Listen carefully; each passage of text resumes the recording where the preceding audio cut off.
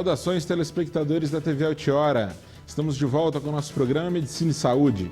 E hoje o papo é com a doutora Silvia Lupi, dentista. A gente vai falar de comorbidades nas doenças na boca, a gente vai falar de diabetes, o paciente diabético que vai precisar de fazer algum tratamento ali no seu dentista, o que tem que fazer e outras coisas, outros problemas da boca que podem dar problemas sistêmicos, problemas no seu organismo. Então fique ligado que hoje é muito bom, muito interessante. A gente volta já.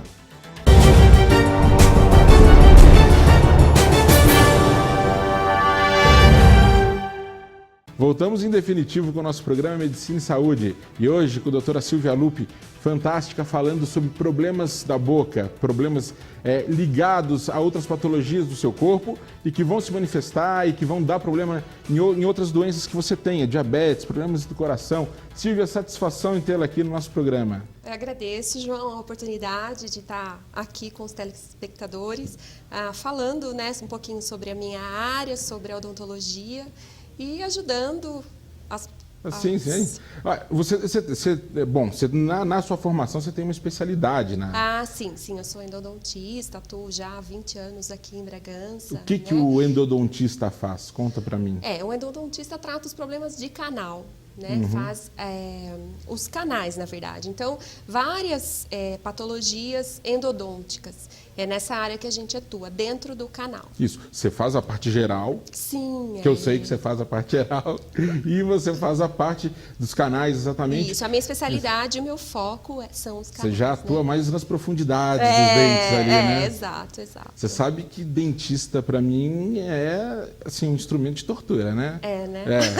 Desde pequeno não tem o que fazer. Meu Deus do céu. Mas hoje em dia a gente tem já melhorou bastante, já né? Já melhorou bastante, já está bem mais suave o tratamento. Tá. Não, isso é verdade. Ainda bem, né?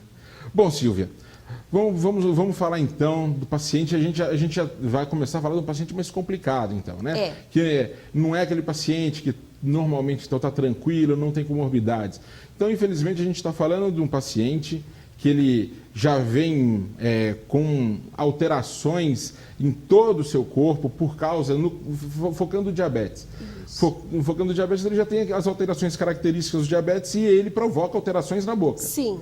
Quais são essas alterações? Existem muitas patologias que aparecem na boca até antes do paciente saber que tem a doença, né? Então, por exemplo, quadros de boca seca, aftas, mobilidade dentária, alterações na gengiva, sangramento, alterações de cor, alterações na posição dos dentes, né? E muitas vezes o paciente não sabe que tem o diabetes e que muitas vezes está associado à doença, né? Então, a gente também está aí para auxiliar nos diagnósticos junto com o profissional endócrino, né? Ali, às vezes, chegou o paciente e falou, essa alteração, ou então, fiz um procedimento, não está cicatrizando. Exato, pode. Tem que pesquisar. Tem que muitas vezes pesquisar, ver se não tem alguma alteração na boca. Porque existe uma via de mão dupla aí. O diabetes não deixa a doença periodontal, né, que é o sangramento, a mobilidade, melhorar. E a doença periodontal não deixa a diabetes baixar. Então, muitas vezes tem um quadro de diabetes que não baixa, você vai procurar ter um foco na boca. Isso é importantíssimo falar. Que exatamente, às vezes, um problema que está ali na boca, todo mundo fala assim, pesquisei tudo. Opa! Está faltando exatamente a porta de entrada do nosso organismo.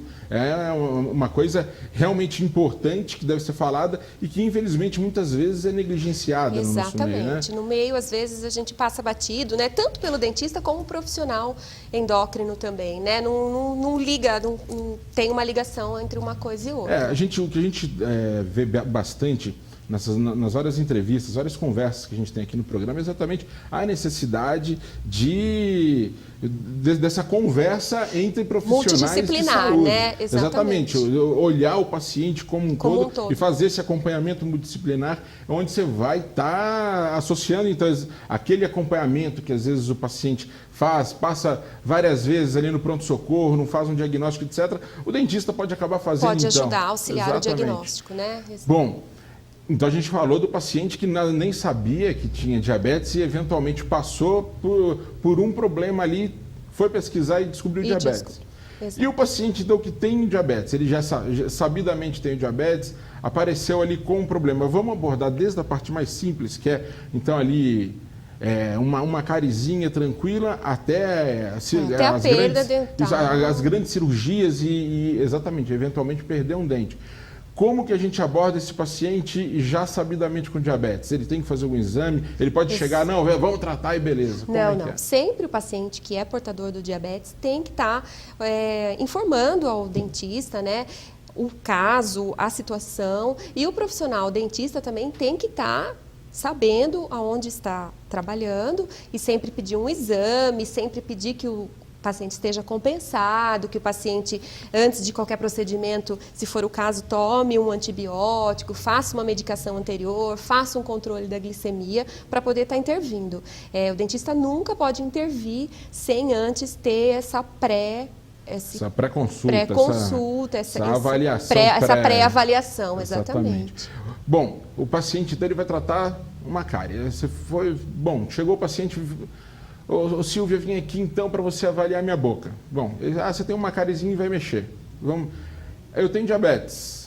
Esse aí dá para mexer já? Como é que faz? Sim, em casos bem simples, né? Casos bastante simples, que não exista nenhum procedimento cruento, não exista nenhum procedimento mais invasivo, até pode ser feito sem nenhuma cobertura antibiótica, sem nenhum diagnóstico anterior. É mais tranquilo. Agora, já em procedimentos mais invasivos, é necessário que seja feita uma avaliação anterior com o uso de medicamentos, antibióticos, anti-inflamatórios e o que for necessário.